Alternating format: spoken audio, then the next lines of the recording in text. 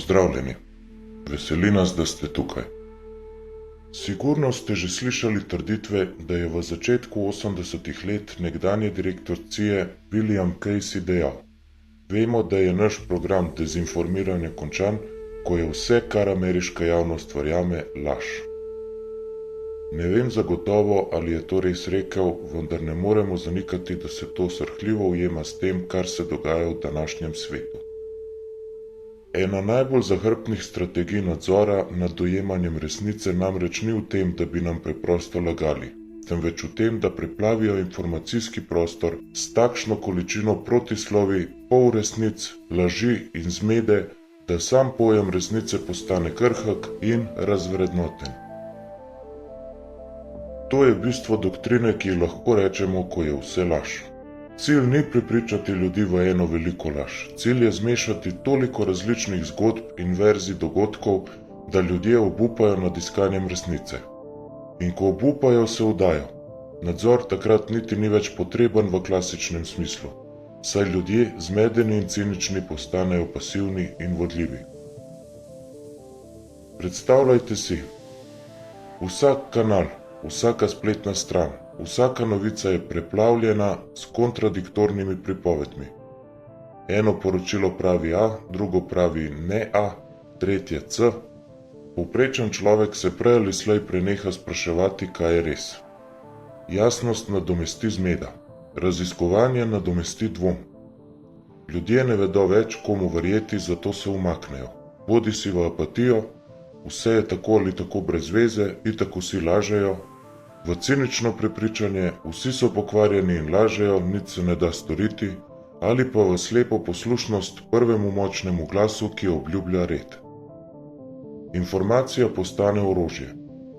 Cilj takšne poplave laži ni, da bi nas prepričala v nekaj določenega. Cilj je izčrpati naš um in duha do te mere, da se nam zdi, da resnice sploh ni več mogoče najti. Genialnost te taktike je v njeni prefinjenosti. Cenzura je očitna. Če ti nekdo prepove govoriti ali filtrira vse novice, ljudje to sčasoma opazijo in se uprejo. Poplava laži pa ustvarja iluzijo svobode. Saj imaš dostop do vseh informacij, poglej, toliko virov, toliko verzij, izberi si svojo resnico. Ljudje mislijo, da svobodno izbirajo. V resnici pa so kot človek, ki stoji sredi sobe, kjer hkrati govori 10 radijskih aparatov. Lahko preklapljaš med šumenjem in glasovi, vendar v resnici ne slišiš ničesar uporabnega. Tišina ni sovražnik, sovražnik je hrup. Vzorec te igre se jasno pokaže, če smo pozorni. Pri pomembnih dogodkih se pogosto zgodi naslednje. Hkrati se takoj sprosti več nasprotujočih si zgodb, da se prepreči oblikovanje jasne slike. Nato se v medije plasirajo lažne pripovedi, ki zvenijo verodostojno, vendar so izmišljene. Tudi ko se kasneje razkrijejo kot neresnične, za seboj pustijo dvom, morda pa le nekaj je na tem.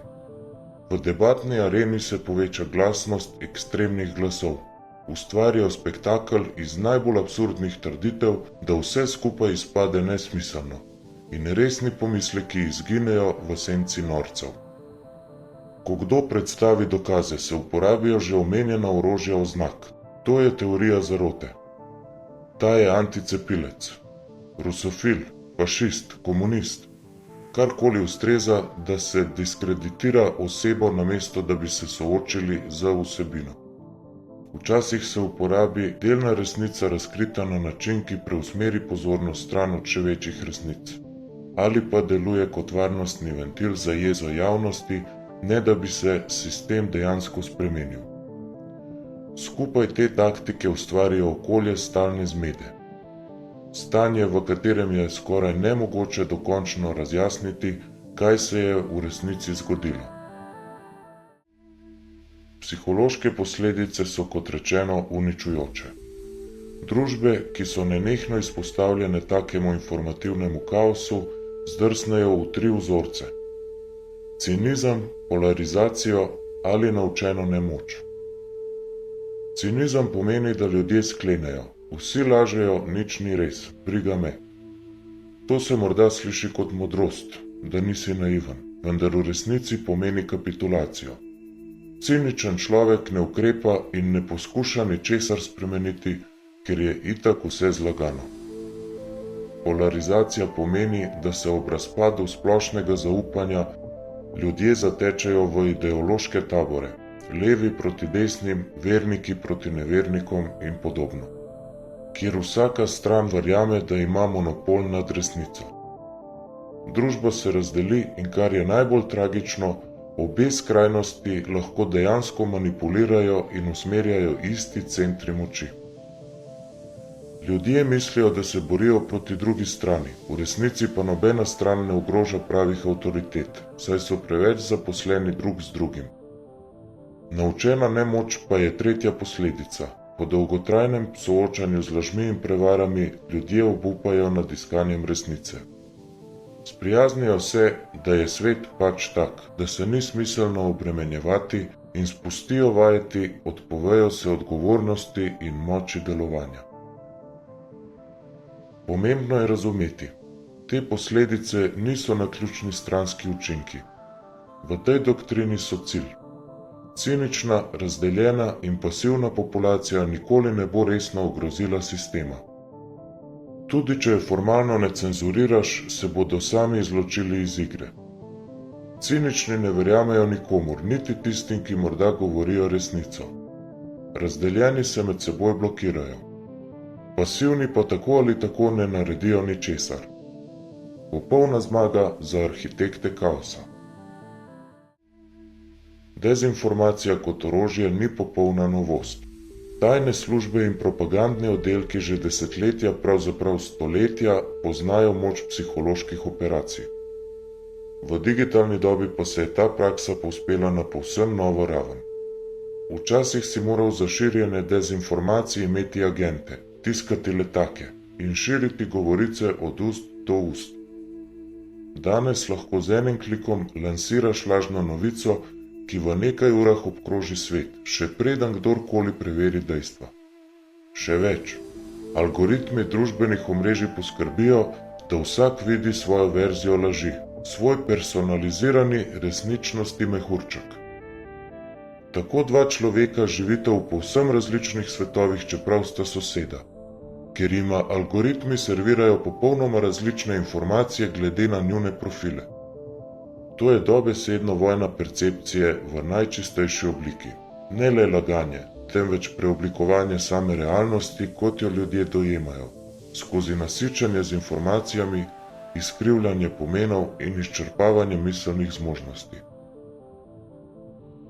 Ta doktrina je uspešna, ker izkorišča človeško psiho. Ljudje hrepenimo po gotovosti in smislu. Ko tega ne najdemo, se radi zatečemo v plemena, skupine somišljenikov, ker nam to daje občutek varnosti in identitete. V informacijski džungli to pomeni, da ne moremo preveriti vsakega vira, kdo ima čas in znanje za to v poplavi podatkov. Zato se zanašamo na ponavljanje in avtoriteto skupine. Če vsi govorijo eno, se zdi res. Če moj priljubljeni novinar ali spletna osebnost nekaj trdi, ji verjamem, ker ji že sicer zaupam. Ustvarjalci dezinformacij to natančno vedo. Poznajo naše kognitivne pristranskosti in slabosti ter jih sistematično spreminjajo v orožje. Vedo, da bo novica s šokantnim naslovom trikrat bolj brana in deljena, tudi če je lažna, in da se bo popravek kasneje komaj opazil. Vedo, da prva informacija, ki doseže ljudi, pusti trajen vtis, tudi če jo kasneje ovržejo. Zato hitijo in preplavijo medijski cikel s svojo verzijo dogodkov, še preden se poleže prah. Kako se temu upreti? Z zavestno disciplino in načelnim iskanjem resnice. To pomeni zasidrati razmišljanje v dokaze, ne v hrup.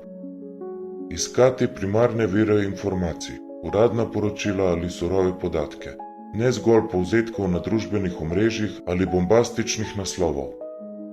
Pomeni prepoznati vzorec manipulacije. Kadar se ob enem dogodku v istem dnevu pojavi več različic zgodbe, je to skoraj zagotovo namerno. Takrat vemo, da nekdo skuša zamegliti sliko. Pomeni tudi graditi manjše kroge zaupanja, skupnosti ali vsaj partnerstva z ljudmi, ki jim zaupamo, da skupaj preverjamo dejstva in razmišljamo trezno. Danes je biti skeptik pogosto razumljeno negativno, vendar prava skepsa ne pomeni zavračati vsega. Pomeni raziskovati, spraševati, kritično ovrednotiti in šele na to presojati. In končno potrebujemo mentalno higieno, ne dovoliti, da nas skrbi in medijski vrtiljak potegne v svoje brezno. Včasih je treba izklopiti kanale laži, zadihati in uporabiti lastno presojo. Doktrina, ko je vse laž, je morda najbolj perfidna strategija sodobnega nadzora, ker napade samo možnost resnice. A resnica obstaja. Obstaja ne glede na to, koliko laži jo obdaja. Resnico je mogoče spoznati z dovolj truda, odprtimi očmi in srcem ter pripravljenostjo priznati napake. In resnica šteje, saj lahko le na njej gradimo svobodno in zdravo družbo. V nasprotnem primeru gradimo gradove na pesku laži. Prebuditev na tem področju pomeni, da tej igri odločno rečemo dovolj. Da kljub vsemu hrupu vztrajamo, ne boste mi uničili pojma resnice. Vem, da obstaja in da jo je vredno iskati. Ko ponovno utišamo ta hrup in dosledno vztrajamo pri iskanju dejstev, se megla laži začne razkrajati. Največje dejanje upora v času načrtovane zmede je prav to, vztrajati pri resnici in po njej tudi živeti. Ko dovolj ljudi ravna tako, se lahko tudi v svetu prežetem z lažmi začnejo obnavljati otočki resnice, ki se bodo morda nekoč znova povezali v celino. Takrat pa bo moč manipulacije izpuhtela, kajti manipulacija ima moč le, dokler verjamemo njeni iluziji. Ko prepoznamo vzorec in se zavestno odločimo za resnico, manipulacija izgubi svojo čarobno moč.